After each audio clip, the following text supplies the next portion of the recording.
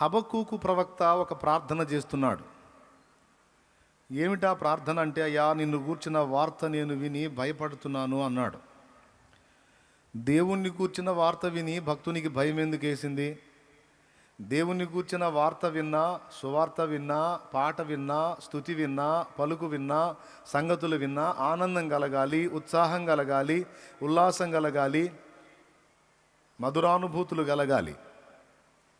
నాకైతే అలానే కలిగిద్ది. మరి యేసయ్య పాట ఎవరైనా పాడుతుంటే పరవశం కలుగుద్ది, యేసయ్యని ఎవరైనా స్తోత్రిస్తూ ఉంటే, స్తుతిస్తూ ఉంటే ఆనందం కలిగిద్ది, యేసును గూర్చి వర్ణించి ఎవరైనా మాట్లాడుతుంటే ఎనలేని సంతోషం కలుగుద్ది, హృదయం ఉప్పొంగుతుంటుంది, గంతులేస్తుంటుంది.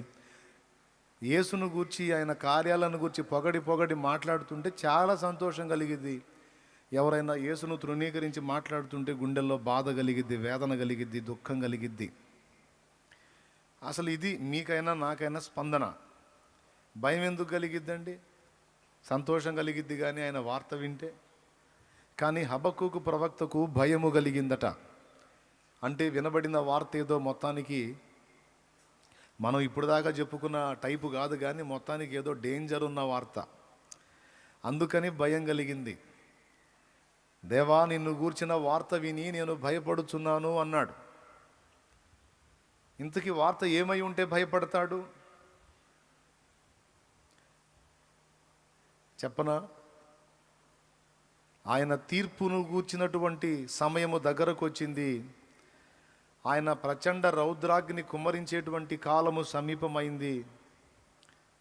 దేవుడిచ్చిన టైము మనుషులకు అయిపోవస్తుంది.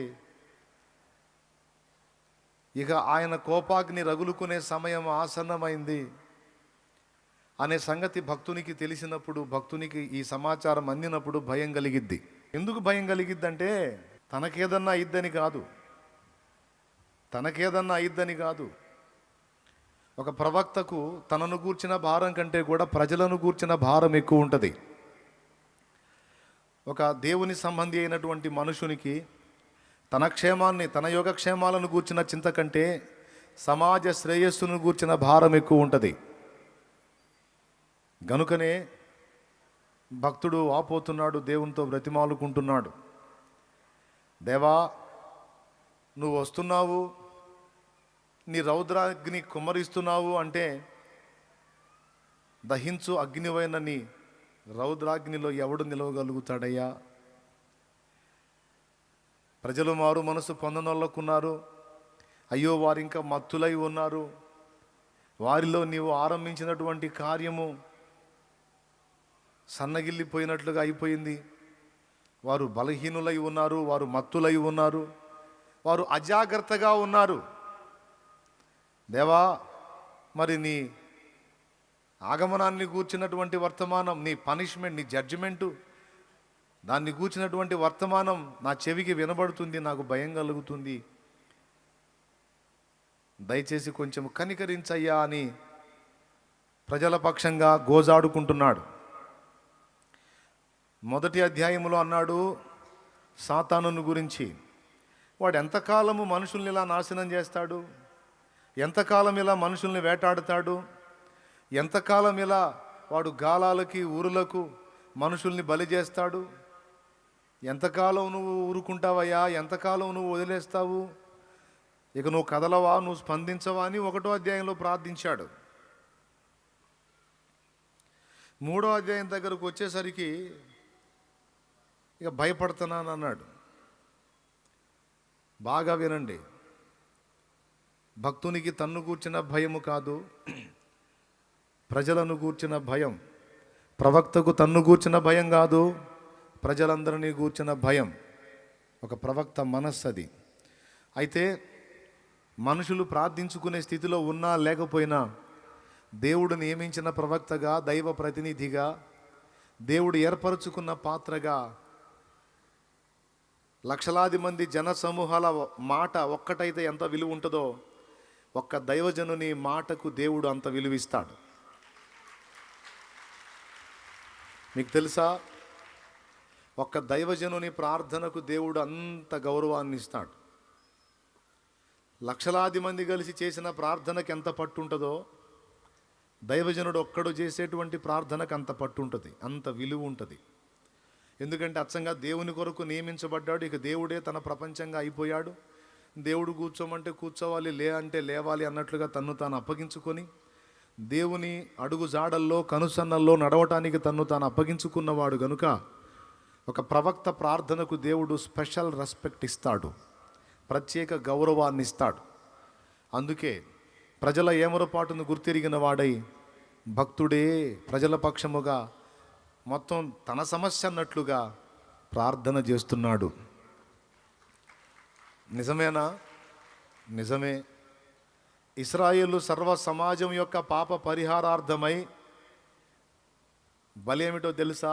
ఒక కోడె. ఇశ్రాయేలు సర్వ సమాజం యొక్క పాపం విషయమై బలి అర్పణ ఏమిటో తెలుసా? సర్వ సమాజం కొరకు ఒక కోడె. కానీ ఒక యాజకుని అపరాధ పరిహారార్థమైన బలి ఏంటో తెలుసా? అతనికి కూడా ఒక కోడె. ఇశ్రాయేలు సర్వ సమాజం మొత్తాన్ని కలిపి ఒక కోడె. ఓన్లీ ఒక దైవజనుడు, దేవుని ఏర్పాట్లో ఉన్నవాడు, యాజకుడి అపరాధము ఒక్కదానికి ఒక కోడె. అంటే యాజకుడు ఈజ్ ఈక్వల్ ప్రజలు. స్తోత్రం. ఒక యాజకుడు ఈజ్ ఈక్వల్ ప్రజలు, అంతే. సమానం. ఈజ్ ఈక్వల్ అంటే ఏంటండి లెక్కల్లో? ఈక్వల్ అంటే ఏంటి? సమానం. ఒక యాజకుడు ప్రజలందరితో సమానం. భక్తుని ప్రార్థనకంత విలువ. వెంటనే ఇప్పుడు మీరు అంటారు, మరి అందుకే నీ వెంటబడేది మేము, నువ్వేమో ఇసుకిచ్చుకొని పోతా ఉంటావు, మరి అందుకే అన్నా ఒక్కసారి అట్లాగా ఒక మాట అన్నా అని అందుకే మరి. హలో, పాత నిబంధన సంగతి ఇప్పుడు హబక్కూకైనా మోషే చెప్పినటువంటి ధర్మశాస్త్ర సంబంధమైన విధైనా పాత నిబంధన క్రమమును అనుసరించి చెప్పా. నూతన నిబంధనలోకి వచ్చేటప్పటికీ నీకోసం మళ్ళా ప్రవక్త యాజకుడు కాదు, మన ప్రధాన యాజకుడు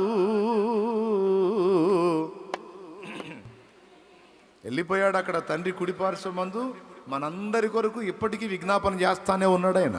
రోమాపత్రిక 8:34. మన ప్రధాన యాజకుడు వెళ్ళిపోయి ఉన్నాడు, మనకంటే ముందుగా అక్కడ విజ్ఞాపన చేస్తున్నాడు. ఇంకా మన కోసం ఇక్కడ స్పెషల్గా ఏమి లేదు మధ్యలో యాజకత్వం. మళ్ళీ ఆయన ద్వారానే నాకు ఆన్సర్ వస్తుంది. ఇక ఆయన లేకపోతే దేవుడు నా మన వినడన్న చింత లేదు. నువ్వు వ్యక్తిగతంగా దేవునికి సమీపం అయితే పరిశుద్ధాత్మ ఈరోజు నీకు కూడా అందుబాటులోకి వచ్చాడు. దైవజనుల్లోనే కాదు, దేవుని యందు విశ్వాసం ఉంచిన నీలోనికి కూడా పరిశుద్ధాత్మ ప్రవేశించాడు. దీనికి బోల్డ్ అనే రిఫరెన్స్లు ఉన్నాయి. అపోస్తల కార్యము 2:38-39, యోహాను సువార్త 14:16. అపోస్తల కార్యము 2:38-39, యోహాను సువార్త 14:16. మొదటి కొరింథీ 3:16, యోహాను 14:16, మొదటి కొరింథీ 3:16, అదే మొదటి కొరింథీ 6:19. వీటన్నిటిలో కూడా, అలాగే ఎఫెసీ పత్రిక 4లో కూడా విమోచన దినం వరకు మీరు ఆయన యందు ముద్రించబడి ఉన్నారు గనుక దుర్భాషలు మాట్లాడి తప్పుడు క్రియలు చేసి పరిశుద్ధాత్మను దుఃఖపరచొద్దు అంటాడు. అక్కడ పరిశుద్ధాత్మ మీలోనే ఉన్నాడు అనేది సాక్ష్యం ఇస్తాడు. అక్కడ ఆయనలో మీరు, మీలో ఆయన ముద్రించబడ్డారు అంటే సీల్ వేయబడ్డారు. మీరు ఇక్కడ నుంచి తీయబడేంత వరకు ఆయనకి మీకు ఎడబాటు ఉండదు అని చెప్తున్నాడు. యోహాను సువార్త 14:16లో లోకము ఆయనను చూడదు గనుక ఆయనను ఎరగదు, ఆయనను పొందనేరదు. మీరు ఆయనను ఎరుగుదురు గనుక ఆయన మీతో కూడా నివసించును, మీలో ఉండును అని పరిశుద్ధాత్మని గురించి ఉంది. ఎవరి దగ్గర ఉంటాడక్క పరిశుద్ధాత్మ? చెప్పు, ఎవరి దగ్గర ఉంటాడు? మనలో ఉంటాడు. స్తోత్రం చెప్పండి.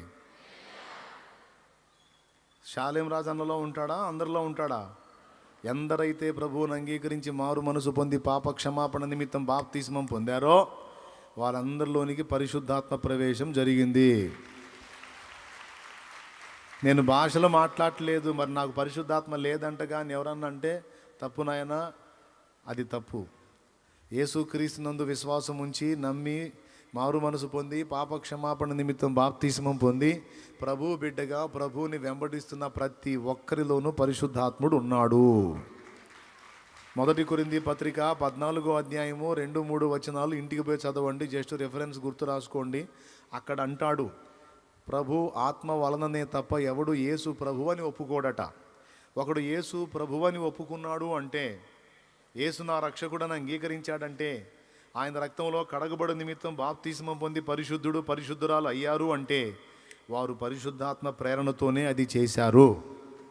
అది చెయ్యలేదు అంటే వారు ఇంకా పరిశుద్ధాత్మ ప్రేరణకు లొంగలేదు, వారు ఇంకా దేవుని ఆత్మను పొందలేదు అని అర్థం. ఆయన మాటకు లోబడి రక్షణలోనికి వచ్చిన వాళ్ళు ఇక దేవుని ఆత్మను పొందుకున్నవారు. కాబట్టి బాప్తిస్మం పొందినప్పుడు పరిశుద్ధాత్మ మన లోనికి వచ్చాడు. అయితే మనం పొందుకునేది కోల్పోయేది ఏంటంటే అభిషేకం, అంటే దేవుని ఆత్మ అనుగ్రహించేటువంటి శక్తి. భక్తి జీవిత ఆరంభంలో మంచి ఫోర్స్గా ఉంటాం. కొత్తగా రక్షణలోకి వచ్చినప్పుడు తళతళలాడే తెల్లని తెలుపు రిన్ను సబ్బుతో ఉతికిన షర్టులాగా ఉంటాం. ఫ్రెష్గా క్రొత్త తైలం, నూతన అభిషేకం, పరిశుద్ధత విషయంలో రోషం, ప్రార్థన విషయంలో ఆసక్తి, సువార్త కొరకైన భారం, ఆత్మల కొరకైన కన్నీటి అంగలార్పు, వాక్యం కొరకైన ఆసక్తి. అమ్మో, అసలు ఏ కోణంలో చూసినా పౌలు గారు ఈయన ఈక్వల్ అన్నట్టుగా ఉన్నారు ఆరంభపు మెట్టు. కానీ రాను తళతళలాడే తెల్లని తెలుపుతో ఉన్న షర్టు కాస్త మురికి బట్టి నల్లగా అయిపోయింది. ఇప్పుడు మళ్ళీ ఉతుకుడు సెక్షన్ అవసరమై ఉంది. అంటే ఒకసారి మనం పొందిన అభిషేకం స్థిరముగా అలాగే మన మీద ఉండదు. దేవుని పరిశుద్ధాత్మ శక్తి ఎప్పటికప్పుడు మనం దేవుణ్ణి అడిగి పొందుకోవాలి అనేది వాక్య సత్యం. బాప్తిస్మం పొందినవాడు పరిశుద్ధాత్మను తన యందు కలిగి ఉన్నాడు. ప్రార్థించుట ద్వారా దేవుని శక్తి పొందుకుంటాడు. ఎందుకంటే ఈ పాపిష్టి లోకంలో బతకాలంటే మన సొంత శక్తి సరిపోదు, మనకున్న సొంత ఆత్మశక్తి సరిపోదు. దేవుని పరిశుద్ధాత్మ శక్తి మనకు కావాలి. నీళ్ళల్లో బతికే చేప ఒడ్డున బతికిద్దా? ఒడ్డున బతికే మనిషి నీళ్ళల్లో నెడితే బతుకుతాడా? ఏం చెప్పరు ఏంటండి, బతకడా సరేలే, బతకడంటాయా? ఎవడో చెబుతున్నారు. బతకడాన్ని గట్టిగా అనొచ్చుగా. నీళ్ళల్లో బ్రతికే చేప ఒడ్డుకు తీస్తే గట్టిగా చెప్పండి. మరి ఇందాక ఎడిపోయారు? సౌండ్ వినపడదు నాకు కొంచెం. కానీ ఒడ్డున కూడా చేప బతుకుతుంది అంటే మానవాతీతమైన శక్తి ఏదో దాని మీద పనిచేస్తుంది. నీళ్ళలోకి వెళ్ళి కూడా ఒక మనిషి ఆక్సిజన్ లేకుండా బతుకుతున్నాడంటే వాని మీద కూడా ఏదో శక్తి పనిచేస్తుంది, మానవాతీతమైన శక్తి. అవునా? నీళ్ళల్లో ఆక్సిజన్ దొరుకుతుంది చేపకి, నీళ్ళలోంచి బయటికి తీస్తే పోయిద్ది, దొరకదు దానికి. మనకి ఒడ్డున దొరికిద్ది ఆక్సిజన్, నీళ్ళలో నెడితే మనకు అక్కడ ఆక్సిజన్ దొరకదు. కాబట్టి లోకంలో పాపంలో శాపంలో బ్రతకడానికి అలవాటు పడిన శరీర సంబంధి అయిన మనిషి లోకాన్ని వదిలిపెట్టి లోక సంబంధమైన వ్యసనాలు, అలవాట్లు, వ్యక్తులు, ఆలోచనలు సమస్తము త్యజించి ఓ ప్రత్యేకింపబడిన జీవితం, నీతి నియమాలు, నిష్ఠా గరిష్టలు కలిగి బ్రతుకుతున్నటువంటి బ్రతుకుతున్నాము అంటే పొరపాటును కూడా అది నీ సొంత శక్తి అనుకోవద్దు. దైవశక్తి నీ మీద పనిచేస్తేనే నువ్వు అలా ఉండగలుగుతున్నావు. జాగ్రత్త, చేతులు నొప్పులు పడతాయి, శక్తిని జాగ్రత్తగా కాపాడుకోండి. దేవుని పరిశుద్ధాత్మ శక్తి నీ మీద పనిచేస్తేనే నువ్వు అలా నిలవగలిగావు.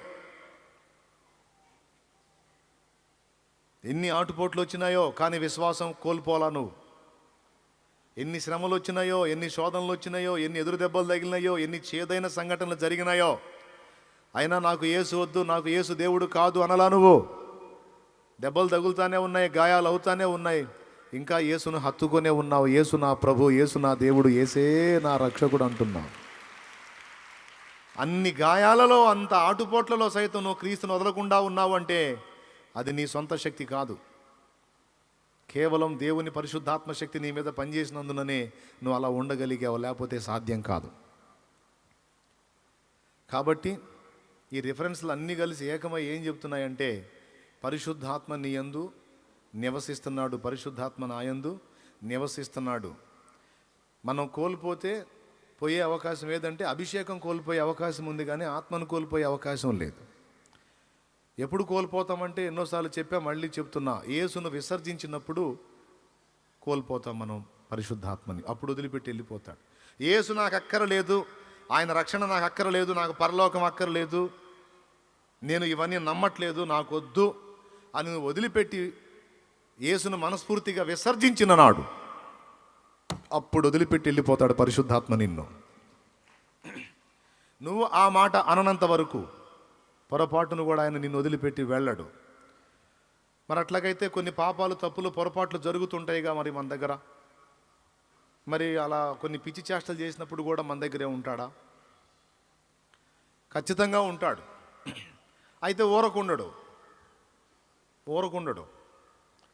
దుఃఖపడతాడు, బాధపడతాడు. ఒక మనుష్యుడు స్పందించినట్టే స్పందిస్తాడు. చిరాకు పుట్టిందంటే మనకు పనిష్మెంట్ కూడా ఇస్తాడు. అర్థమైందా? బతిలాడి చెబుతాడు, వద్దు వదిలే, ఇగో నేను నీలో నివసిస్తున్నా, నేను పరిశుద్ధమైన ఆత్మను, నీ ఆత్మలో నివసిస్తున్నా, నేను పవిత్రతను ఇష్టపడతా, పరిశుద్ధతను ఇష్టపడతా. గడ్డి తినే చేష్టాలు చెయ్యవాకు. నువ్వు ఆ వ్యవస్థలో లేవు, నువ్వు ప్రత్యేకింపబడ్డావు, నువ్వు దేవుని సంబంధివి, నువ్వు క్రీస్తు రక్తంలో కడగబడ్డావు. మళ్ళీ పంది చేష్టాలు చేస్తావే గొర్రె పిల్లలాగా మారి. నువ్వు పంది పిల్లవా, గొర్రె పిల్లవా? నువ్వు గొర్రె పిల్లవ అయ్యావు, మళ్ళీ పంది చేష్టాలు చేస్తావే, పందిలాగా కోరుకుంటావే. వద్దు, వదిలేయి. నువ్వు ఈ లోక సంబంధివి కాదు, నీ రాజ్యం ఇది కాదు, నువ్వు ఆలోక సంబంధివి, నీది పరలోకం. నీ పౌరత్వం అక్కడ ఉంది, జీవ గ్రంథంలో నీ పేరుంది, నా కుమారుడా, నా కుమారి. అన్యజనులు చేసినట్టు హేయ కృత్యములు చేయొద్దు, నాకు బాధ కలుగుతుంది, నాకు నచ్చట్లేదు, సరి చేసుకోమని వార్నింగ్ ఇస్తాడు. అంతేగాని నువ్వు పాపాలు చేసుకుంటా ఉంటే మంచిగా జాగ్రత్తగా చేసుకుని ఆయన, గుట్టుగా చేసుకోమ్మా, ముసుగులో చేయమ్మా, బయటపడకుండా చేయమ్మా, బాగా కప్పెట్టమ్మా అని నీకేం దీవెనలు ఇవ్వడు.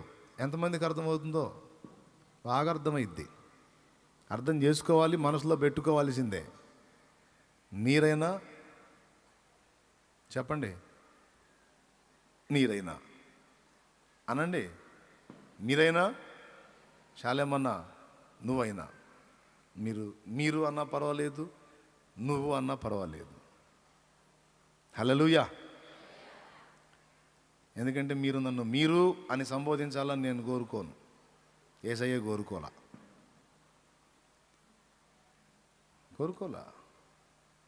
భక్తులు చూసావు దేవుడిని ఎట్ట పిలిచారో, యెహోవా, ప్రభువా, యెహోవా పేరు,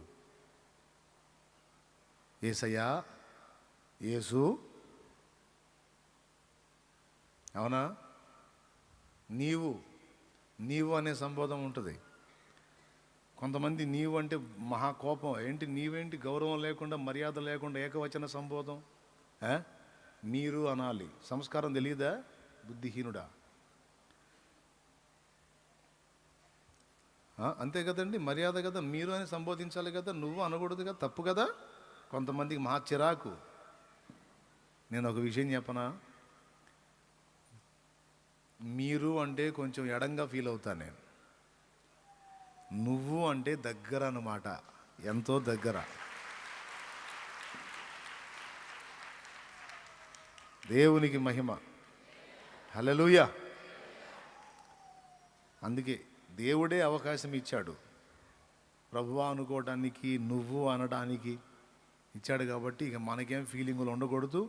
ఆ ఫీలింగులు ఎవరైనా కలిగి ఉంటే ఈ మీరుకు బదులు నువ్వు ఇంకా దారుణంగా ఉంటుంది, తృణీకరించబడతారు. కొంతమంది మీరు అనకపోతే ఊరుకోరు, సభ్యత సంస్కారం ఉండాలి అంటారు, మంచిదే. లోకంలో అన్యులు కదా, వాళ్ళ ముందు మనం అంతే. కానీ క్రీస్తు యేసునందున్న మనకి మీరు అన్నా పర్వాలేదు, నువ్వు అన్నా, మనమంతా ఒకటే రక్త సంబంధీకులం. మనలో మనకి ఎచ్చులు ఉండొద్దు. ఓకే, ఇది మళ్ళీ చెప్పండి, మీరు చెప్పండి. మనలో మనకి ఎచ్చులు ఉండొద్దు, ఓవర్ యాక్షన్లో ఫ్రీగా ఉందా? ఇప్పుడు చెప్పండి, మీకైనా నాకైనా కోటింగ్ ఒక్కటే, పనిష్మెంట్ ఒక్కటే, వార్నింగ్ ఒక్కటే అన్నట్లు అందరిలో పరిశుద్ధాత్మ ఉన్నాడు. ఎవడి తప్పునైనా సరే సమర్థించడు, ఒప్పింపజేస్తాడు, నొప్పింపజేస్తాడు, దిద్దుకోమని పిలుస్తాడు ఆయన. క్రొత్త నిబంధనలో అందరిలోకి దేవుని పరిశుద్ధాత్మ అందుబాటులోకి వచ్చేశాడు. పాత నిబంధన క్రమంలో ఒక సమూహానికి ఒక యాజకుడు, ఒక ప్రవక్త అవసరం. క్రొత్త నిబంధనలో కూడా ప్రవక్త పరిచర్య ఉంది, ప్రవక్తల పరిచర్య ఉంది. అపోస్తలులు, సువార్తికులు, ప్రవక్తలు, బోధకులు, కాపరులు, ఉపదేశకులు.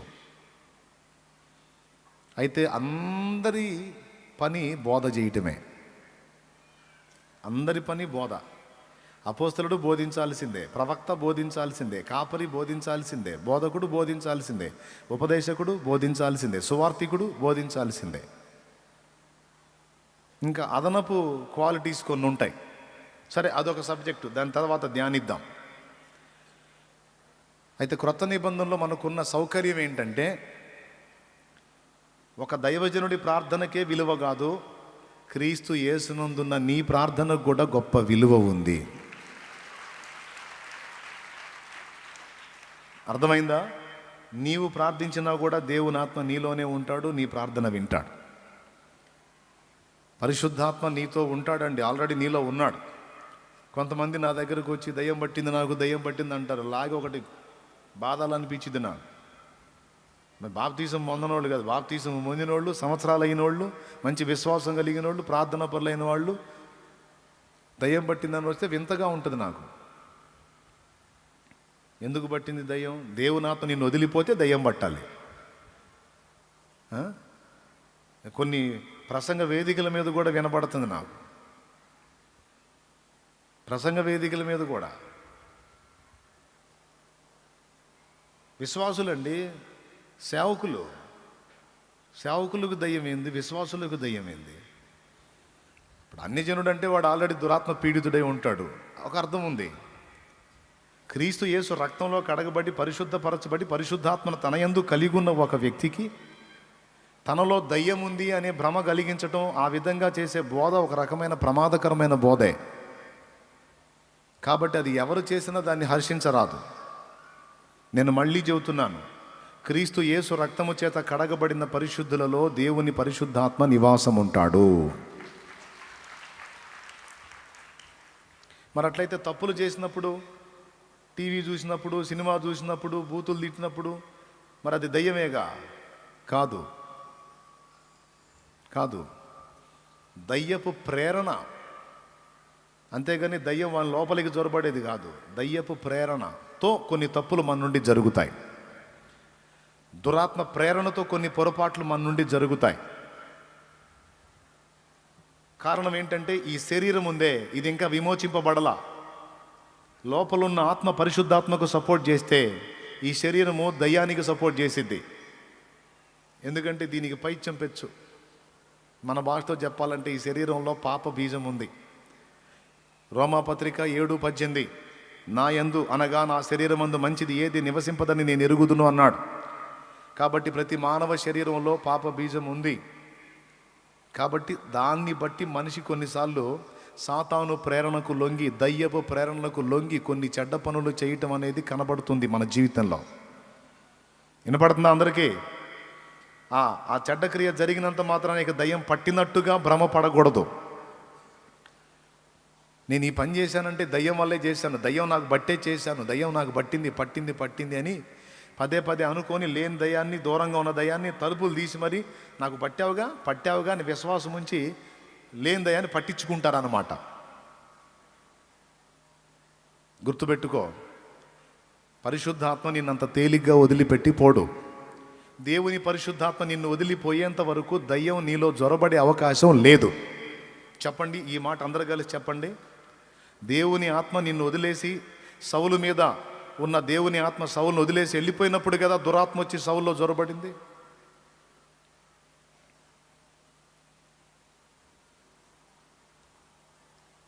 దేవుని పరిశుద్ధాత్మ వదిలిపెట్టి వెళ్ళక మునుపు దయ్యం వచ్చి జొరబడే ఛాన్సు లేదు. ఇస్కరియోతు యోధా లైఫ్ కూడా మీరు చూడండి. ఇస్కరియోతు యోధా లైఫ్ కూడా మీరు చూడండి. యోహాను సువార్త 13లో అపవాది యేసును అప్పగించాలనే ఆలోచన పుట్టించాడని ఉంటుంది. యోహాను సువార్త 13వ అధ్యాయం 2-3 వచనాలు చూడు తల్లి. వారు భోజనము చేయుచుండగా ఆయనను అప్పగింపవన్నని సీమోను కుమారుడగు ఇస్కరియోతు యూదా హృదయములో అపవాది ఇంతకు ముందు ఆలోచన పుట్టించి ఉండెను. వినండి, అక్కడ ఆలోచన పుట్టించాడని ఉందా, యోధాలోకి జ్వరబడ్డాడని ఉందా? అందరు చెప్పండి. ఆయన నోరు తెరిసే ఆలస్యం అవుతుంటే మళ్ళీ నన్ను ఇంకా వేరే మాటలో తీసుకెళ్తారే, చెప్పండి తొందరగా. మరి నోరు తెరవలే, గట్టిగా చెప్పండి. ఆలోచన పుట్టించాడా, ఎంటర్ అయ్యాడా? గట్టిగా స్పందించండి. ఎప్పుడు ఎంటర్ అయ్యాడో చూడు. యేసయ్య పర్మిషన్ ఇచ్చినప్పుడు ఎంటర్ అయ్యాడు. జస్ట్ పక్క పేజీ చూడు. వాడు ఆ మొక్క పుచ్చుకోగానే, యోహాను సువార్త 13వ అధ్యాయం 27వ వచనం. వాడు ఆ మొక్క పుచ్చుకోగానే, ఆ రిఫరెన్స్ మళ్ళీ పెద్దగా చదువురా, వినపడట్లేదు. యోహాను సువార్త 13వ అధ్యాయం 27వ అదే అధ్యాయం 27వ వచనం. అప్పటిదాకా ఛాన్సీలా వాడు లోపలికి దయ్యం జ్వరబట్టానికి. యేసు పర్మిషన్ ఇచ్చినప్పుడు ఎంటర్ అయింది దయ్యం.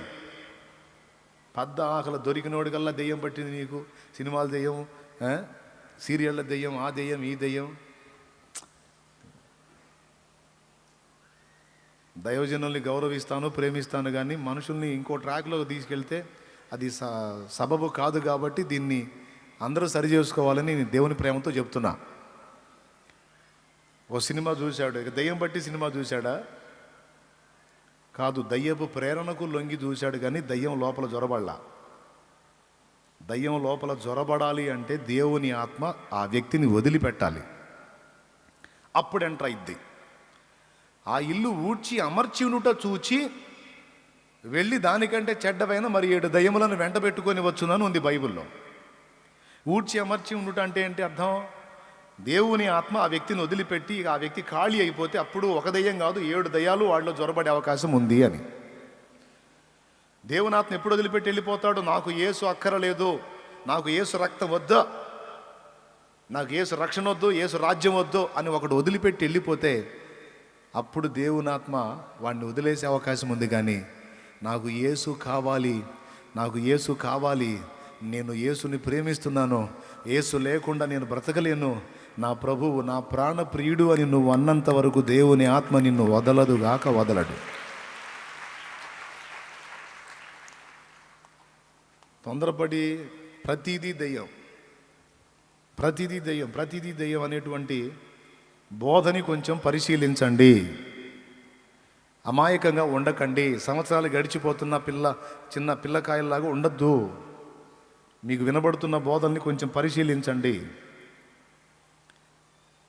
అన్యజనులు ఒకవేళ దురాత్మ పీడితులై వాళ్ళు ఏదో ఎఫెక్ట్ అయ్యారంటే అర్థం ఉంది, కానీ విశ్వాసులైన వాళ్ళు బలహీనపడటం, తమకు దయ్యం ఉన్నట్టుగా భ్రమపడటం అనేది ఎంత తప్పంటే తనలో దేవునాత్మ ఉందన్న సంగతే వాడికి అర్థం కాల, కానీ దయ్యమాత్మ ఉందన్న సంగతి మాత్రం వాడికి అర్థమైంది. ఎందుకంటే శరీర సంబంధమైన క్రియలు జరుగుతాయి కదా, ఆ క్రియల్ని బట్టి నాలో దయ్యం ఉంది కాబట్టి ఈ క్రియలు చేస్తున్నాను నేను అనుకుంటున్నా. కానీ అంతకంటే ఉన్నతమైన క్రియ ఒకటి చేశారు, విశ్వాస సంబంధమైన క్రియ. మారు మనసు పొంది యేసును దేవుడుగా, రక్షకుడిగా, ప్రభువుగా, రాజుగా అంగీకరించి పాప క్షమాపణ నిమిత్తమై బాప్తిస్మం పొంది విశ్వాసం అనే గొప్ప క్రియ చేశారు. అది పరిశుద్ధాత్మ తనలో ఉన్నందున జరిగింది. కాబట్టి మళ్ళీ చెప్తున్నాను, ఈ బల్ల గుద్దడానికి అవకాశం లేదు కాబట్టి అయినా సరే బల్ల గుద్ది చెప్తున్నాను, పరిశుద్ధాత్మ నీలో ఉన్నాడు, దేవునాత్మ నీలో ఉన్నాడు. నువ్వు ఇదే అనుకోవాలి, నువ్వు అదే విశ్వసించాలి, అదే అనుకోవాలి. ఒకవేళ మరి తప్పులు జరుగుతున్నాయి, మరి అపవాది సరే బయట ఉండి వాడు ప్రేరేపిస్తే కొన్ని తప్పులు జరుగుతున్నాయి, మరి అప్పుడేంటి? అప్పుడు కూడా దేవునాత్మ ఉంటాడంటే నేను మళ్ళీ చెప్తున్నాను, ఉంటాడు, ఉంటాడు. ఉండి నీ పాపాన్ని సమర్థించడు, నీ తప్పుల్ని కప్పిపెట్టడు. ఉన్నందుననే తప్పు చేసిన నీకు మనశ్శాంతి ఉండదు. పొరపాటు నీ నుండి జరిగితే ప్రశాంతంగా తిండి తినలేవు, నిద్రపోలేవు. కారణం ఏంటో తెలుసా? లోపల ఉన్న ఆయన ఎఫెక్ట్ అది. ఆయన పాపమును గూర్చియు, నీతిని గూర్చియు, తీర్పును గూర్చియు లోకమును ఒప్పింపజేయును అన్నాడు. పరిశుద్ధాత్మ అంటే ఒప్పించేవాడు. మామూలుగా ఒప్పుకోకపోతే నొప్పించైనా సరే నిన్ను ఒప్పించేవాడు ఆయన. చెవులు గలవాడు ఆత్మస్వరం వినుగాక. ఒక తప్పు నీ నుండి జరిగినప్పుడు లోపల పెయిన్ వస్తుంది అంటే, దాని గురించి కొంచెం బాధ, దుఃఖం, పశ్చాత్తాపం కలుగుతుందంటే దేవుని పరిశుద్ధాత్మ కదులుతున్నాడు నీలో. అందుకే నువ్వు పొరపాటు పడ్డావు, అది పర్సనల్, నీకే తెలుసు, ఎవరికి తెలియదు. కానీ నీ ముఖం వికారం అయిపోయింది. అవతల వాళ్ళు అడుగుతారు, ఏంది అట్టున్నావు ఏంది అంటారు. అప్పుడు మళ్ళీ కవర్ చేసి ఏముంది, ఏం లేదు, బాగానే అంటుంటాం. లోపల మాత్రం ఫీలింగ్ అట్టనే ఉంటుంది. మళ్ళీ పలకరించినోడు పక్కకు పోగానే, ఎందుకయ్యా నా కోసం ప్రాణం పెట్టావు? నా అంత చండాలు పోడు ఉన్నాడా? నా అంత చెడిపోయిన మనిషి ఉందా? ఛీ, నేను నీకు పనికిరాన్నేసయ్యా. కూర్చొని ఏడుచుకుంటాం. ఆ ఫీలింగ్ నీలో ఉన్నంత వరకు దేవుని ఆత్మ నీలో క్రియ చేస్తున్నాడు. నీ తప్పుని ఒప్పుకోకుండా మూర్ఖించి బరి తెగించి అసలు ఏం పట్టించుకొని స్థితికి వెళ్ళిపోయావు అనుకో, అప్పుడు అనుమానించాలి. అసలు ఆ పెయిన్ అనేది నీకు లేకుండా వెచ్చవిడైపోయావు అనుకో, అప్పుడు డౌట్ పడాలి, కొంపతీసి వదిలేశాడేమో అని. కానీ నీలో ఆ పెయిన్ ఉన్నంత వరకు దేవుని ఆత్మ నిన్ను వదలలేదు. ఆయనే నీలో ఆ నొప్పి కలిగిస్తున్నాడు అని గుర్తించాలి. ఆ నొప్పి కలిగినప్పుడే నువ్వు పోయి దేవుని ముందు ఒప్పుకొని తిరిగి దేవునితో సమాధాన పడతావు. కాబట్టి క్రైస్తవ సంఘమా, సార్వత్రిక క్రైస్తవ సంఘమా, మళ్ళొక్కసారి చెప్తున్నా, మారు మనసు పొంది పాప క్షమాపణ నిమిత్తం బాప్తిస్మం పొందిన నాడు దేవుని పరిశుద్ధాత్మ నీలోనికి ప్రవేశించాడు. నీలో ఏదైనా లోటుపాట్లు, పొరపాట్లు జరిగితే అవసరమైతే బెత్తం వాడైనా సరే నిన్ను సరి చేసుకుంటాడు. కానీ నువ్వు క్రీస్తుని విసర్జించనంత వరకు ప్రభు పరిశుద్ధాత్మ నిన్ను విసర్జించడు. మళ్ళీ చెబుతున్నా, సంఘమా, నువ్వు క్రీస్తుని విసర్జించనంత వరకు పరిశుద్ధాత్మ నిన్ను విసర్జించడు, వదిలిపెట్టి వెళ్ళడం. అయితే ఆయన శక్తి నువ్వు లాస్ అయ్యే అవకాశం ఉంటుంది. ఆయన ఇచ్చే సమాధానం నువ్వు కోల్పోయే అవకాశం ఉంటుంది. సమాధానం అంటే మనసులో ప్రశాంతత. తప్పు జరిగినప్పుడు ఆ ప్రశాంతత పోయిద్ది. ఎందుకంటే నీ వలన పాపం జరిగినప్పుడు, పొరపాటు జరిగినప్పుడు దేవుడు నీకు విముఖుడవుతాడు, ముఖం తిప్పేసుకుంటాడు. దేవుడు ఎప్పుడైతే ముఖం తిప్పేసుకున్నాడో ఇక నీకు నొప్పి స్టార్ట్ అయింది. ఎందుకో తెలుసా? నువ్వు పొరపాటు పడ్డావు, దాన్ని బట్టి దేవుడిని బాధ పెట్టావు, దేవుడు ముఖం తిప్పుకున్నాడు. అన్ని గాయాల కంటే కూడా ఇది పెద్ద నొప్పి అయిపోయింది నీకు. అయిపోయి ఇక నీ వల్ల కాదు, ప్రశాంతంగా తినలేవు, నిద్రపోలేవు. మళ్ళీ పోయి మోకాళ్ళు వేసి ఏడ్చి, తండ్రి నన్ను క్షమించు అని నువ్వు ఆయన ఎదుట పశ్చాత్తాపడినప్పుడు దేవుడు తిరిగి తన ముఖం నీ వైపు తిప్పి నీ పాపమును తన వీపు వెనక వేసి నిన్ను దగ్గరికి తీసుకుంటాడు. అప్పుడు మళ్ళీ నీకు సమాధానం వస్తుంది. అప్పుడు నీ హృదయానికి స్వాంతన లభించిద్ది. అప్పటిదాకా మాత్రం ఇక పెయినే, నొప్పే. ఇంత మంచి స్పందన కలిగిస్తూ మనల్ని ఇంత క్రమపరిచి ఇంత అద్భుతంగా నడిపిస్తున్న దేవుని ఆత్మ మనలో ఉండగా ఎవరైనా నీలో దయ్యం ఉంది అంటే తొందరపడి నమ్మకండి. ఇప్పుడు అందరూ చెప్పండి, పరిశుద్ధాత్మ నాలోనే ఉన్నాడా, మీలో కూడా ఉన్నాడా? రిఫరెన్స్ అన్ని రాసుకున్నారా? చెప్పండి, నాలో పరిశుద్ధాత్ముడు ఉన్నాడు. చేతులు ఎత్తి సాక్ష్యం ఇవ్వండి నమ్మిన వాళ్ళు అందరూ. బాప్తీసం పొందనోళ్ళు చేయెత్తారేమో కొంపదీసి. బాప్తీసం పొందనోళ్ళు చేయెత్తడానికి లేదు నాయన. ఎందుకంటే నువ్వు ఏళ్ళొంగావు, పరిశుద్ధాత్మ నిన్ను బలవంతం చేస్తానే ఉన్నాడు. కుమారుడా, బాప్తీసం ముందు పాపాలు గడిగేసుకో, నేను నీలోకి రావాలి. నా కుమారి, బాప్తీసం ముందు పాపాలు గడిగేసుకో, నేను నీలోకి రావాలి. నేను నీలో నివసించాలనుకుంటున్నా, ఇల్లు శుభ్రం చేయి. నీ ఇంట నేను ఉండవలసి ఉన్నది, ఇల్లు శుభ్రం చేయి అంటే ఎక్కడదక్కడ దరిద్రం అంతా మురగబెట్టుకొని ఇప్పుడు గాలిలే, తర్వాత ఇంకా ఈ లేకి, ఈ దరిద్రం, ఈ పాప భారం, ఈ శాపం ఇంకా నేను అనుభవించాలని ఎక్కడ చండాలం అక్కడే పెట్టుకొని కొంతమంది హల్లెలూయా స్తుతి మహిమ అంటున్నారు. ఆయనేమో ముందు నువ్వు మారు మనసు పొందు, అంతే కదండి. ముందు పాపాలు కడిగేసుకో, శుద్ధుడవు గమ్మని పిలుస్తున్నాడు ఆయన. నేను ఇప్పట్లో కడుక్కోనండి, నేను ఎప్పట్లో శుద్ధుడిని గాను, శుద్ధురాల్ని గాను, నేను ఈ లేక్ ఇంతే ఉంటుంది, ప్రార్థన చేస్తా, పాటలు పాడతా అంటే ఎవరికి కావాలి? దేవునికి స్తోత్రం, హల్లెలూయా. కాబట్టి దయచేసి బాప్తిజం పొందిన వాళ్ళు ఇంకా పరిశుద్ధాత్మను పొందలా. బాప్తిజం అనుభవంలోనికి వచ్చిన వానిలోనికి పరిశుద్ధాత్మ వచ్చే అవకాశం ఉంది. హల్లెలూయా. మరి కొర్నేలి ఇంట్లో వాళ్ళ మీదకి పరిశుద్ధాత్మ దిగి వచ్చాను అని ఉంది కదా, రైట్. పరిశుద్ధాత్మను పొందారు, బాప్తిజం పొందలేదనే లేదుగా. ఖచ్చితంగా వారు బాప్తిజం పొంది ఉండాలి. ఎందుకంటే దేవుని ఆత్మ డైరెక్ట్గా వాళ్ళ మీదకి దిగి వచ్చినాక వాళ్ళు ముందు అడిగేది ఏంటో తెలుసా? మాకు బాప్తిజం ఇవ్వమని, మా పాపాలు కడిగేయమని. కాబట్టి ఇందు మూలంగా యవన మందికి తెలియజేయటం ఏమనగా, యేసునందు విశ్వాసం ఉంచి నమ్మి బాప్తిజం పొందిన పరిశుద్ధులందరిలో దేవుడు తన పరిశుద్ధాత్మను ఉంచాడు. ఎందుకంటే మన మానవాత్మకు ఈ పాపిష్టి లోకాన్ని అధిగమించి బతికే శక్తి లేదు. మన సొంత ఆత్మకు ఆ శక్తి ఉంటే అసలు ఆయన వచ్చి ప్రాణం పెట్టకయే పోవును. ఆదాము దగ్గర నుండి ఇప్పటిదాకా ఏ మానవుడి ఆత్మకు ఆ శక్తి లేదు గనుకనే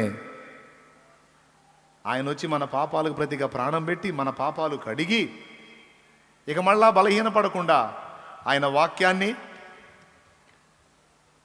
దైవజనుల్ని, అలాగే పరిశుద్ధాత్మని మనకిచ్చి, ఇదిగో ఇప్పుడు నీవు నిలబడగలవు, ఇప్పుడు లోకానికి వ్యతిరేకంగా బతకగలవు అని ఇప్పుడు నీకు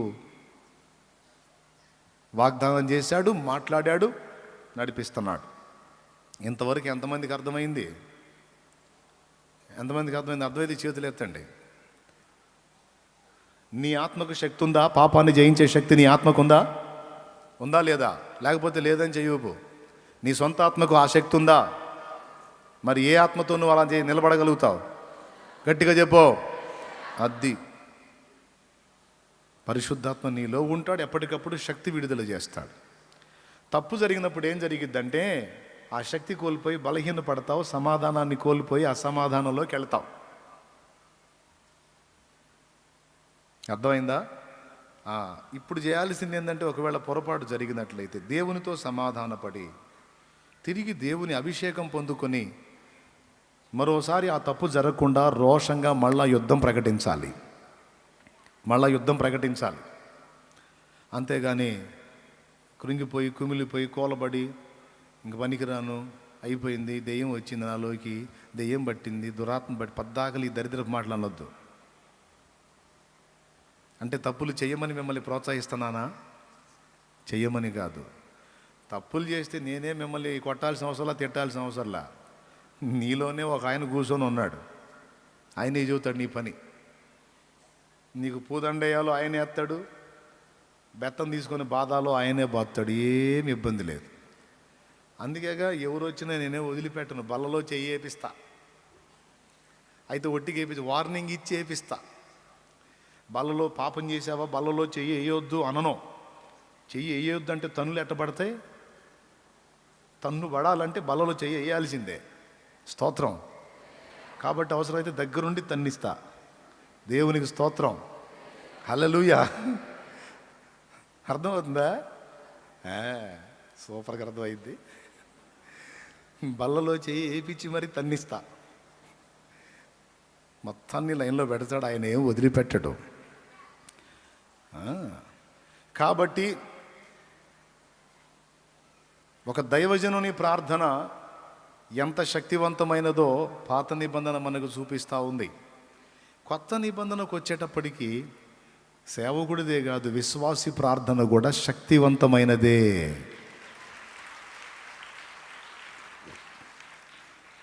దైవజనుడు చేతులుంచి ప్రార్థిస్తేనే స్వస్థత కాదు.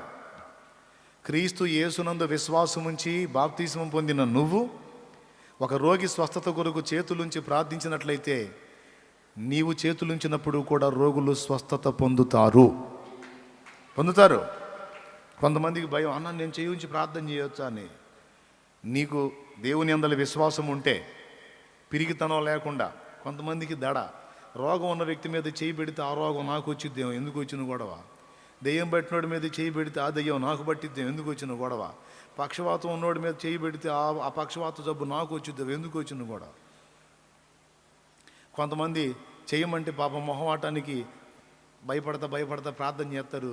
ఇంటికి వచ్చి ఇక కూడు తినో నిద్రపోరు. ఏంది అట్ట అవుతున్నావు అంటే, ఏం లేదులే ఆమె ప్రార్థన చేయమంది. మామూలుగా ప్రార్థన చేస్తుంటే ఈ చెయ్యి నెత్తిన పెట్టు. అమ్మో, అప్పటి నుంచి నాకు టెన్షన్ స్టార్ట్ అయింది. ఎందుకు టెన్షను? ఏం లేదు, ఆ వ్యక్తిలో ఉన్న దెయ్యం నాకు వచ్చిద్దేమో. ఇట్లాంటి దడ ఆయాసాలు ఉంటే నువ్వు చేయవాకు. నాకు అట్లాంటిది ఏం లేదు. నా ప్రభు మీద నాకు విశ్వాసం ఉంది. నేను ఆయన్ని నమ్మాను, ఆయన శక్తిని నమ్మాను. నేను కూడా ఆయన పరిశుద్ధాత్మను కలిగి ఉన్నాను. ఒక రోగి వేదన పడుతున్నప్పుడు నేను కూడా చేతుల్లోంచి ప్రార్థించడానికి నాకు నిశ్చయత ఉంది అంటే, ఒక రోగి స్వస్థత కొరకు నువ్వు చేతుల్లోంచి ప్రార్థించవచ్చు నిరభ్యంతరంగా.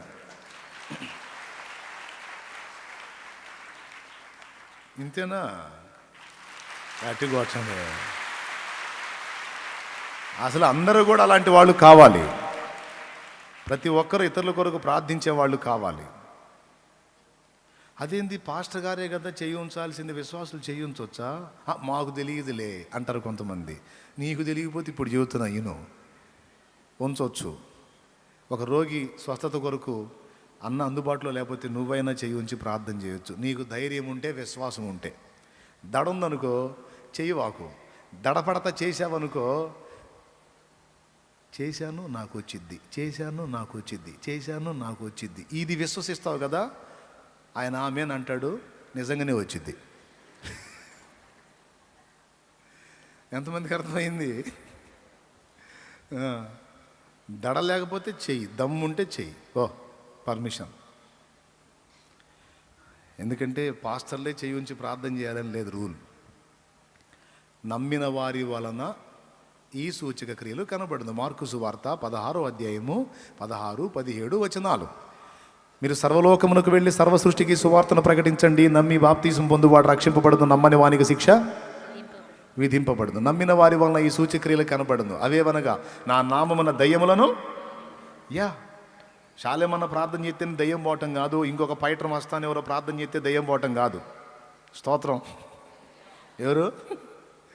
శాలేమన్న ప్రార్థన చేస్తేనో లేకపోతే ఇంకొక పైటర్ మస్తాను ఎవరో అంటే పోయేది కాదు. నువ్వు ప్రార్థన చేసి గద్దించిన దయ్యం పోయిద్ది. ఎందుకంటే నువ్వు దేవుని నమ్మావు, దేవుని యందు విశ్వాసం ఉంచావు, క్రీస్తు రక్తంలో కడగబడ్డావు, పరిశుద్ధాత్మను నీ యందు కలిగి ఉన్నావు. నువ్వు గద్దించి ప్రార్థన చేసినా దయ్యం వెళ్ళిపోతుంది. నువ్వు యేసునామంలో నువ్వు ఆజ్ఞాపించినా దయ్యం వెళ్ళిపోతుంది. అర్థమైందా? అయితే దురాత్మ పట్టిన వాళ్ళకి ప్రార్థన చేసేటప్పుడు కొంచెం మెళకువ ఉండాలి. దురాత్మ పట్టిన వాళ్ళకి ప్రార్థన చేసేటప్పుడు కొంచెం చురుకుదనం, మెళకువ ఉండాలి. మెళకువగా ప్రార్థన చేయాలి, గద్దించి ప్రార్థన చేయాలి. ఇబ్బంది ఏం లేదు. కొంతమంది అమాయకంగా పోయి, నాకు తెలిసిన బ్రదర్ ఒక ఆయన ఉన్నాడు, దయ్యం పెట్టినామని తీసుకొచ్చారంట. ఆయన అప్పుడే పాపం లైన్లోకి వస్తున్నాడు. బాగా ఆ దయ్యం పెట్టిన ఎదురుగా పోయాడు. ఆమె ముఖానికి ఈయన ముఖానికి ఇంతే ఉంది దూరం. పో యేసునామంలో అంటున్నాను. రే నేను బాగునరా, పో నేను చెబుతున్నా పో అంటున్నా. నేను బాగునరా, ఒరే నేను బాగునరా, ఒరే నేను బాగునరా అంటుందంట. పో యేసునామం, ఒరే నేను బాగునరా అంటున్నాను. ఈయన దగ్గరికి ఇంకా దగ్గర పోయి పో అంటాడంట. ఈ తల అలా తీసి అలా గుద్దిందంట. ముక్కు పగిలి రక్తం వచ్చింది. అప్పటిదాకా దయ్యం ఏముంది, ఒరే నేను బాగుంది కదా. ఎప్పుడైతే ముక్కు పగిలిందో ఇక ఆయన ఒసే అని జుట్టు పట్టుకున్నాడంట. ఒసే దయ్యమా, నన్ను కొడతావే దయ్యమా అని జుట్టు పట్టుకొని ఇక బాధటం మొదలు పెట్టాడండి. ఆత్మశక్తి అయిపోయి ఇక శరీర శక్తి మొదలు పెట్టాడు. ఇట్లాంటి సాహసాలు చేయకూడదు. నువ్వు కనబడితేనే, అసలు దేవుని ఆత్మ సంబంధిగా నువ్వు కనపడితేనే దానికి షేకు. మనం కాసేపు మొత్తుకుంటే పోయిద్దనే చింత ఏం లేదు. విశ్వాసము గలవాడవై, విశ్వాసము గలదానివై ఉంటే దాని దగ్గరికి వెళ్ళి నువ్వు చెప్పాల్సింది. అదే ప్రసంగం మొదలుపెట్టిద్ది. దాని దగ్గరికి వెళ్ళి మైకి దగ్గర పెట్టి ఎప్పుడు పట్టావు, ఎట్ట తెచ్చావు, ఎట్ట బతికావు, ఈ సోదంతా అవసరంలా, ఇదేం అవసరంలా. దాని ఇంటర్వ్యూ మనకి ఎందుకంటే అదే నిజాలు చెప్పి చచ్చిద్దా? చచ్చిపోయిన మనిషి దయ్యం గారు. దయ్యాలు వేరుగా ఉన్నాయి. దయ్యాలు ఉన్నాయి, అవి పడద్రోయబడిన దేవదూతలు, అవి వేరుగా ఉన్నాయి. అవి అబద్ధాలు చెబుతాయి, నిజాలు చెప్పవు, మోసపుచ్చుతాయి. వాటితో ఇంటర్వ్యూ దేనికి? దయ్యాలతో.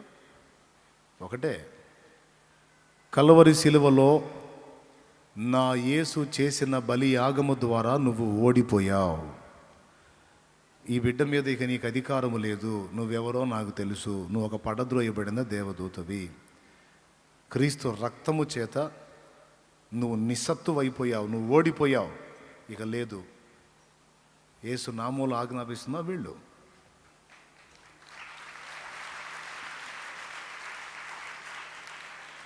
నీకు దేవుని వాక్యం తెలిసిన వ్యక్తివైతే నువ్వు వస్తుంటేనే దానికి దడలు గమ్ముతాయి. వాక్యం ఎరిగిన నువ్వు దాన్ని ఆజ్ఞాపించావంటే పాతాళంలో కూడా దిగిపోవాలి అది. అందుకని నువ్వు వాళ్ళంత దూరంలో ఉండగానే సర్దుకుంటా ఉంటుంది. కాబట్టి దాన్ని వెళ్ళగొట్టే అధికారం కూడా నీకుంది. నువ్వు చేతులుంచినప్పుడు రోగులు స్వస్థత పొందే అవకాశం ఉంది.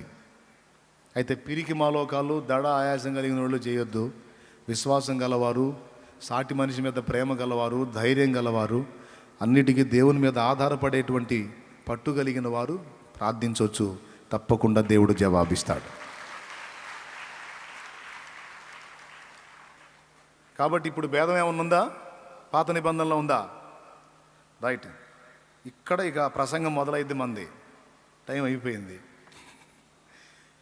హబక్కూకు ప్రార్థిస్తున్నాడు, దేవా నిన్ను గూర్చిన వార్త విని నేను భయపడుచున్నాను. దేవా నాకు భయంగా ఉంది, వీళ్ళు ఏమవుతారో ఎలా అయిపోతారో అనే చింత ఉంది. నన్ను గూర్చిన చింత నాకు లేదు, కానీ ప్రజలను గూర్చిన చింత నాకు. ప్రసంగం మొదలవుతుందని మొదలు పెడతాను అనుకునేరు. ముగింపులోకి వచ్చా, ఇక రెండు మాటలు కట్టా కొట్టా తెచ్చా, అంతే.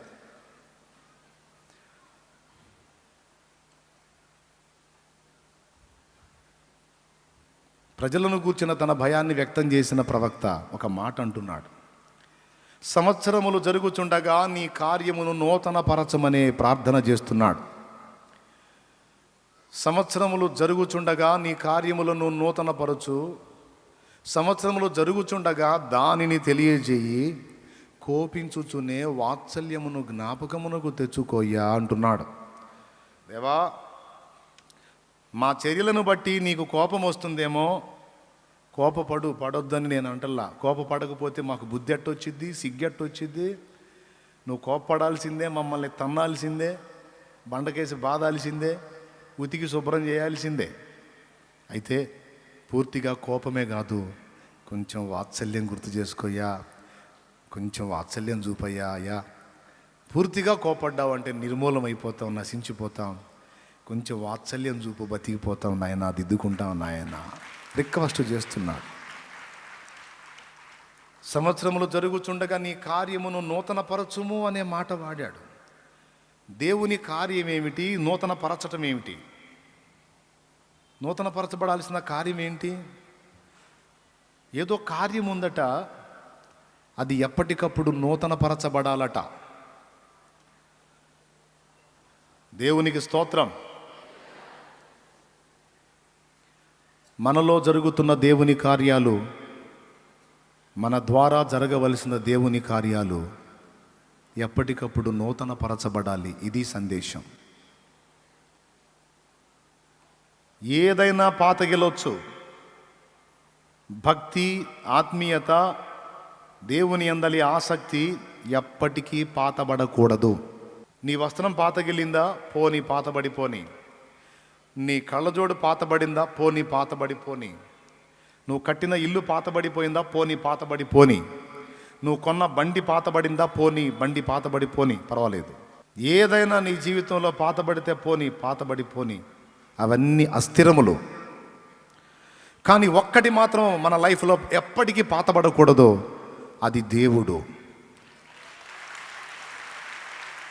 మనం మొదలుపెట్టిన దేవుని కార్యాలు, మనలో మొదలైన దేవుని కార్యాలు, మన ద్వారా జరుగుతున్న దేవుని కార్యాలు ఎప్పటికప్పుడు నవనూతనంగానే మార్పు చెందాలి, కానీ పాతబడకూడదు.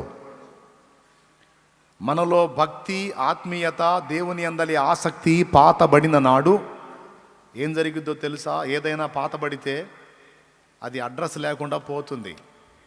ఒకసారి నేను ఒక మాట అడుగుతాను, గతంలో అడిగే, మళ్ళీ గుర్తు చేస్తాను. మీరు చిన్నప్పటి నుంచి ఇప్పటిదాకా స్త్రీలు ఎన్ని జతల బట్టలు కట్టుంటారు? ఎన్ని రకాల వస్త్రాలు, సుమారుగా ఎన్ని డ్రెస్సులు వేసుంటారు? ఎన్ని చీరలు కట్టుంటారు? సరే వదిలేయండి. ఇప్పుడు మీ దగ్గర మీ అల్మరాలో కానీ మీ బీరువాలో కానీ నీకు ఎన్ని బట్టలు ఉంటాయి చెప్పు. నీకు ఎన్ని జతల బట్టలు ఉన్నాయి చెప్పు. లేకపోతే ఎన్ని డ్రెస్సులు ఉన్నాయి, ఎన్ని చీరలు ఉంటాయి, ఒక అంచనా చెప్పు. స్త్రీలను అడుగుదాం ఫస్ట్. వాళ్ళే పాప చాలా తక్కువే ఉంటాయిలే, వాళ్ళ బతుకు నా బతుకు ఒకటే కదా. అయితే ఇప్పుడు నాకు దేవుడు సమృద్ధికి ఇచ్చాడులే వస్త్రాలు. వాళ్ళే నాకు తెలిసి మహా అయితే ఒక డజనే ఎక్కువ. ఒక 12 చొక్కాలు 12 ప్యాంట్లు ఉన్నాయంటేనే గొప్ప సంగతి. ఆయన సమృద్ధి గలవాడు అన్నమాట. అవునా? నాకు తెలిసి ఒక అరడజనే, 6 ప్యాంట్లు 6 చొక్కాలు, అందులో ఒక జత బీరువాలో ఉంటాయి. ఎప్పుడన్నా ఇట్లాంటి పండుగలప్పుడు తళుక్కుని మెరవడానికి ఆ రోజుకి ఇస్త్రీ చేయబడతాయి, ధరించబడతాయి. తర్వాత మళ్ళా ప్రేయర్ అయిపోగానే మళ్ళీ బీరువాలోకి వెళ్ళిపోతాయి భద్రంగా. ఇక మిగిలిన 5 జతలు రఫ్ అండ్ టఫ్ వాడటానికి. అవునా? పాపం అంతే. ఇంకా సంపన్నులు అయితే ఒక 12 జతలు షర్టు ప్యాంట్లు. సమృద్ధి స్త్రీలది. ఒక్కొక్కళ్ళకి 30-40 చీరలు ఉంటాయి. పాత అయితేనే, కొత్త అయితేనే. ఏమంటారు? మరి 40 ఏళ్ళే అన్నయ్య, 38 అనవాకు. దేవునికి స్తోత్రం. అవునా? ఎన్ని ఉంటాయి తల్లి డ్రెస్సులు? మొత్తం నీ వస్త్రాలు ఎన్ని ఉంటాయమ్మా? ప్రజెంట్ ఎన్ని ఉంటాయి? నిజం చెప్పండి, కనీసం ఒక 4 చెప్పండి. నీకు ఎన్ని జతలు ఉన్నాయి తల్లి? 10 జతలు ఉన్నాయా? 10 శారీలు ఉన్నాయా? 10 డ్రెస్సులు ఉన్నాయా? ఇప్పుడు నేను అడుగుతున్నా, ఒక చెల్లి ఇట్లా 2 చేతులు చూపించింది, అన్న 10 డ్రెస్సులు ఉన్నాయి నాకు అని. రైట్ తల్లి, నువ్వు చిన్ననాటి నుంచి, మాట వరుస చెబుతున్నా, అవి నిజం కాదులే, ఇంకా చాలా ఉంటాయి. సో నేను ఆ 10 తీసుకున్నా, లేదా ఒక 20 తీసుకుందాం. చీర కట్టే వ్యక్తికి ఒక 20 చీరలు తీసుకుందాం. నేను అడుగుతున్నాను నిన్ను, ప్రారంభం నుంచి నువ్వు ఆ 20 చీరలే కడతా వచ్చావా? కనీసం ఒక 100 చీరలు మారుంటాయా? పెద్దగా చెప్పాలి. తమ్ముడు, ఇప్పుడు 6 జతల చొక్కాలు ప్యాంట్లు నీకు ఉన్నాయి కదా, చిన్నప్పటి నుంచి ఈ 6 జతలతోనే వచ్చావా? చిన్నప్పటి నుంచి 6 జతలు ఏందన్నయ్య? దగ్గరకు ఒక 50 జతలు, కనీసం ఒక 50 షర్టు ప్యాంట్లు అయిపోయి ఉంటాయి కదా. చెప్పండి. అనరింది. డౌట్ ఏముంది? నేను కూడా అయ్యే కదా వేసుకున్నాను. నేనేమన్నా అంజూరపు అడలు ఏమన్నా, ఆకులు ఏమన్నా చుట్టుకున్నాను? నేను కూడా అంజూరపు అడాలంటే ఆకులు, లేకపోతే ఏమన్నా తోలు చర్మపు చొక్కాయలు ఏం ధరించాలని నేను కూడా అయ్యే. కాబట్టి నాకు అంచనా ఒక 50 జతలన్నా మనం. ప్రశ్న ఏంటంటే, ఎప్పుడైనా ఎన్నడైనా మీరు కట్టే బట్టలు మీ చేతులతో మీరు పడవేసిన అనుభవాలు మీకు గుర్తున్నాయా?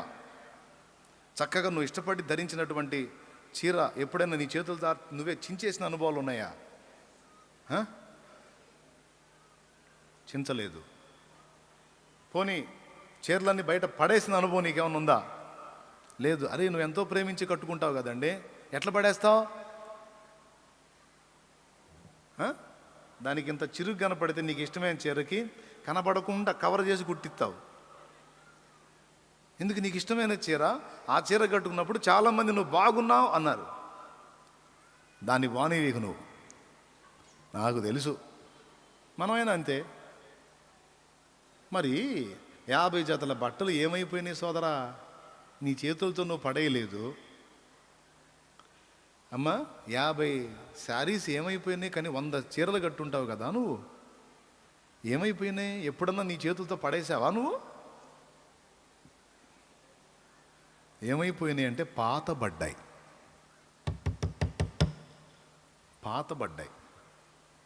పాతబట్టం వల్ల ఏం జరిగిందంటే, బీరువాలో ఉన్నది అలమరలోకి వచ్చింది బయట. కొద్ది రోజులు అక్కడ కనపడింది. బ్రదర్, ఒకప్పుడు నన్ను లోపల ఉంచావు, ఇప్పుడు బయటికి వచ్చేసాను. ఇక్కడ ఉండలే, వేరే వాళ్ళు వచ్చారు, వాళ్ళు ఉన్నారు లోపల, నువ్వు అక్కడ ఉండలే. బ్రదర్ చాలా ఇష్టంగా కట్టుకున్నావు నన్ను. కట్టుకున్నాలే, అయిపోయిందిగా, కొంచెం రంగు షేడ్ రాలా, తర్వాత చూద్దాంలే. అల్మరాలో నుంచి ఎప్పుడో మీ అమ్మకో లేకపోతే భార్యకో చిరాకు వచ్చి, ఏమయ్యా వేసుకుంటున్నావా అంటది. అయ్యా వేసుకుంటున్నానంటే అప్పుడప్పుడు వేసుకుంటున్నాను అమ్మాయి. ఇప్పుడు వేసుకుంటున్నావా? వేసుకోవట్లేదులే. సరే. అన్నీ ఒక మూట అయిపోతాయి, అవునా? మూట అయ్యి మళ్ళీ అప్పుడే బయటికి పోవు. కొద్ది రోజులు ఏదో ఒక ప్రదేశంలో కొంతకాలం అక్కడ కాపురం చేస్తాయి ఆ మూటలో బందీలై. తర్వాత ఎప్పుడో వస్త్రాలు బండ దూడిచే క్లాత్ మిస్ అయింది. అప్పుడు ఆ మూట ఓపెన్ అయ్యి అందులో నుంచి తమరు ధరించిన చొక్కాయి లేదా ప్యాంటు బయటకు వచ్చింది. వచ్చి ఏం చేసేదో తెలుసా? బీరువాలో ఉన్నది అల్మరలోకి వచ్చింది, అల్మరలోది మూటలోకి వెళ్ళింది, మూటలోది ఇప్పుడు బండ దూడవటం మొదలుపెట్టిద్ది నీ కళ్ళ ముందే. నువ్వు అడుగుతావు కూడా, ఏంది అది? నా ప్యాంట్ అనుకుంటాగా, సంవత్సరం నుంచి మూలుగుతుంది ఆడ. అయిపోయా. ఇక బండ దుడిసిందంటే ఇంకుంటుందా ఇంట్లో? అది బయటికి. ఇట్లాగ నీకు తెలియకుండా పాతగిలిన వస్త్రాలు ఎన్నో నీ కనబడకుండా అదృశ్యమైపోయాయి. ఎట్లా పోయినాయో తెలియదు. ఎంతమంది ఒప్పుకుంటారు ఈ ఒక్క మాటనే? ఎన్ని చీరలు తల్లి పిచ్చిగా కట్టుకున్నావు, కొన్ని శారీస్ అయితే ఎయ్యి తెలిసి పడేసావా? కొన్ని మనం చూసాం, కొన్ని చూడకుండానే పోయినాయి. కారణం ఏంటంటే ఏది పాతగిలిందో అది పోయినా మనకి పట్టదు. ఏది నవనూతనంగా ఉందో దాని మీద ఎప్పటికప్పుడు మన దృష్టి ఉంటుంది. ఇంతే రహస్యం. హల్లెలూయా. హెబ్రీ పత్రికలో ఈ మాట ఉంది, ఏది పాతగిల్లి ఉడిగిపోవునో అది అదృశ్యమగుటకు. రిఫరెన్స్ చెప్పు తల్లి. 8వ అధ్యాయం 13వ వచనం. అమ్మా 8వ అధ్యాయం 13వ వచనం. 8, 13, 11? 13.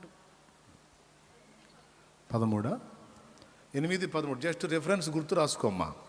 ఏది పాతబడిందో ఇంకా అది అదృశ్యమైపోయిద్దట. ఇప్పుడు చెప్పండి, దేవా సంవత్సరములు జరుగుచుండగా నీ కార్యమును నూతనపరచు అన్నాడు. ఎందుకన్నాడు? భక్తి పాతబడిపోతుంది నాయన, ఆత్మీయత పాతబడిపోతుంది, నీ ఎడల ఆసక్తి పాతగిలిపోతుంది. అది పాతబడినప్పుడు చివరికి కనబడకుండా అదృశ్యమైపోతుంది, నివర్తనం అవుతుంది. దేవా అలా జరగకూడదు. ఎప్పటికప్పుడు నీ బిడ్డలలో నీ ఎడల ఆసక్తి, భక్తి, ఆత్మీయత నవనూతనం కావాలి, నవనూతనం కావాలి. నీ కార్యము నూతనపరచయ్యా అని ప్రార్థన చేస్తున్నాడు. చివరి మాట, మనల్ని మనం నూతనపరచుకోలేం.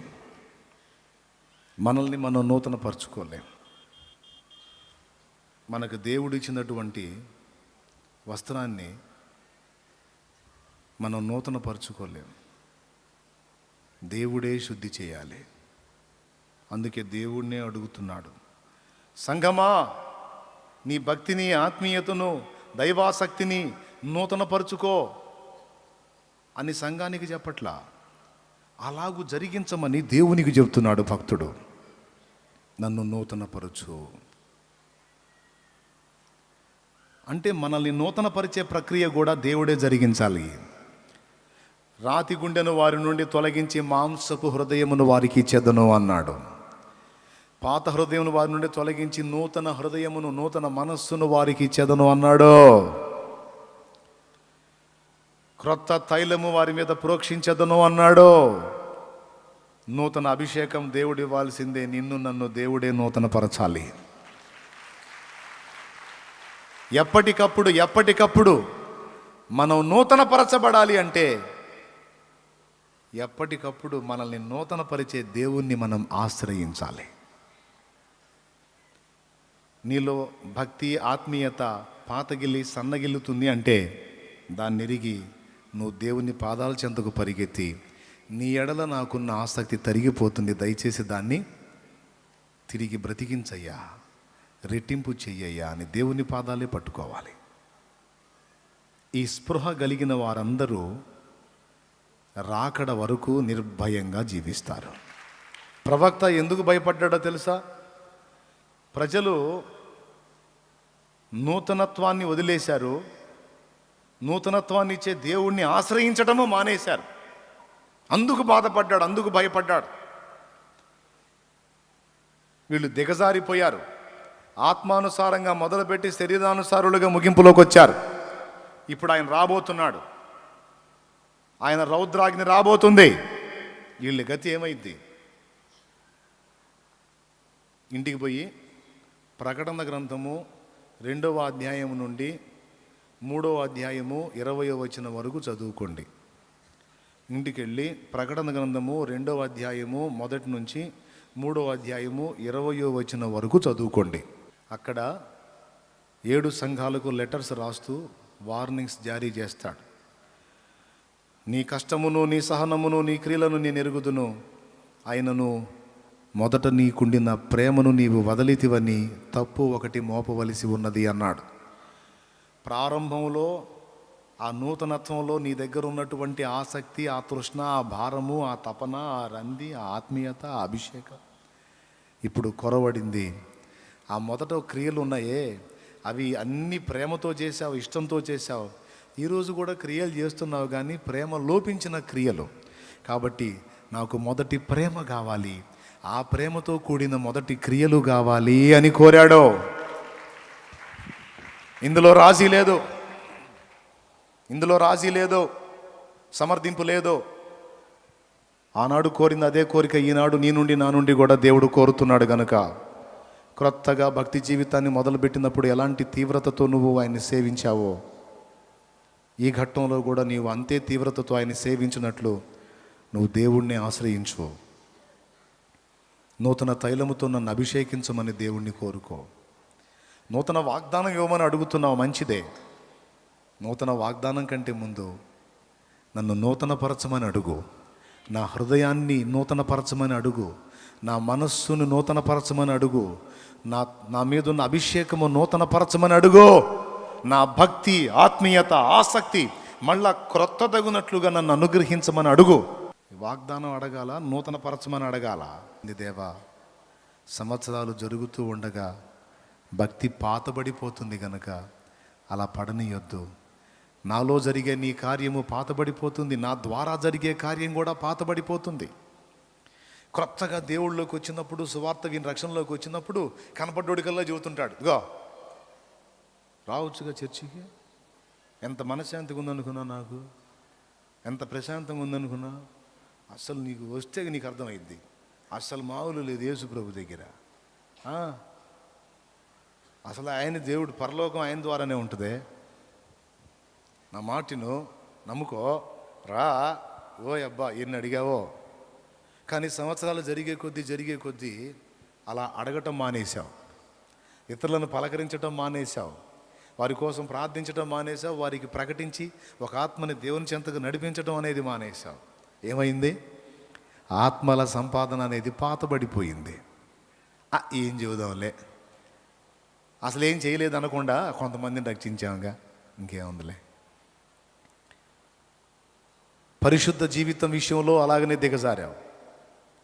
స్టార్టింగ్లో పక్కన కూర్చున్నాడుగా, రాడా భలే టయానికి వచ్చావు, మామూలు సినిమా కాదు, సూపర్ సినిమా అంటే నాకు పని ఉందిలే వెళ్తున్నాను నేను.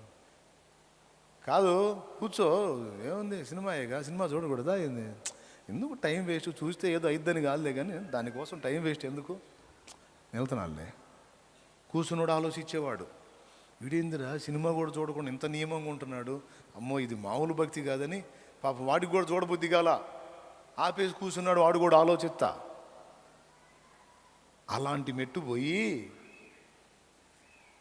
ఇప్పుడు మనోడే పోయి కూర్చుంటున్నాడు వాడు పక్కనే. ఏంది, ఏ సినిమా నువ్వు చూడవుగా, చూడమంటే ఏమైంది, చూస్తే చూడొద్దని బైబిల్ ఏడుంది, ఏముండదు, అట్లా ఏముండదు, చూడొచ్చు. क्या हो गया भैया, दिमाग खराब हो गया, భక్తి ఖరాబ్ హోగాయా. ఆనాడు అంత ఫీలింగ్ ఇచ్చావే, మరి ఈరోజు ఎందుకని ఏం భయం లేకుండా అసలు ఎవడో కూర్చోబెట్టి చూపించడం కాదు, తడవకి నువ్వే తీసి కూర్చొని చూసే పనిలోనే ఉంటున్నావుగా. ఏమైంది? భక్తి పాతబడిపోయింది, సన్నగిల్లింది, ఆత్మీయత దిగజారిపోయింది. సంవత్సరాలు జరిగే కొద్దీ భక్తి ఆత్మీయత పెరగాల్సింది తరుగుడు దారి పట్టింది. క్లియర్గా ఈ సంగతులు అర్థమైనా లోబడని పరిస్థితి వచ్చేసింది. ఇంకేం చేద్దాం? తాగుబోతాడు చూడండి, తాగుబోతాడు పాపం ఎంత మంచోళ్ళో తాగుబోతాళ్ళు. అవునండి, వాళ్ళు మందు దాకపోతే మనం గంట చెప్పినా సరే తల ఎత్తకుండా తింటారు అంటుంటారు. నిజమే, అసలు నిజంగా అసలు నాకు చీర పడుతుంది, నాకు విరక్తి పడుతుంది, నిజమే నిజమే, అవును అవును అంటుంటారు. మళ్ళీ సాయంత్రానికి మళ్ళీ వేసుకొని కనపడతాడు మందువాడు. అరే పొద్దున అంతసేపు చెబితే ఏందిరా నువ్వు అంటే వాడు అంత మత్తులో ఉన్నాడు. గా బెదరా వల్ల గాట్లా, నన్ను క్షమించేసేయాలి నువ్వు అంటాడు.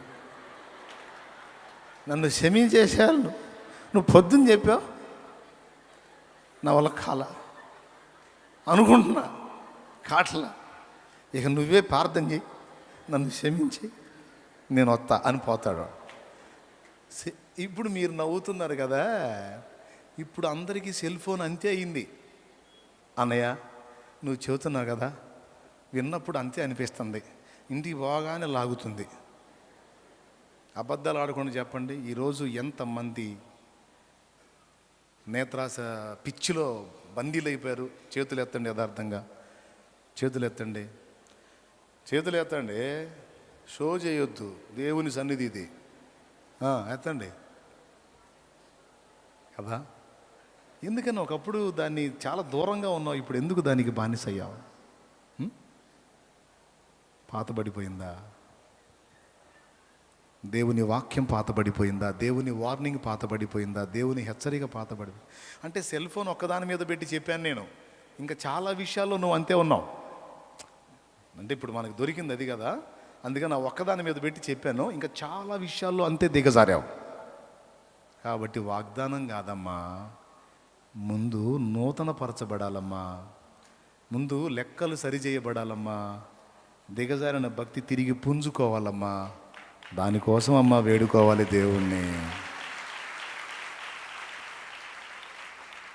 ఒకప్పుడు పరిశుద్ధత కొరకు తీవ్రమైన రోషంతో ఉన్నావు, ఈరోజు దిగజారి ఆలోచిస్తున్నావు, తప్పుడు తలంపులకు తావిస్తున్నావు, పరిశుద్ధత కోల్పోవటానికి వీసుమంతా కూడా భయపడకుండా తల ఉంచేస్తున్నావు, చాలా చీప్గా సింపుల్గా.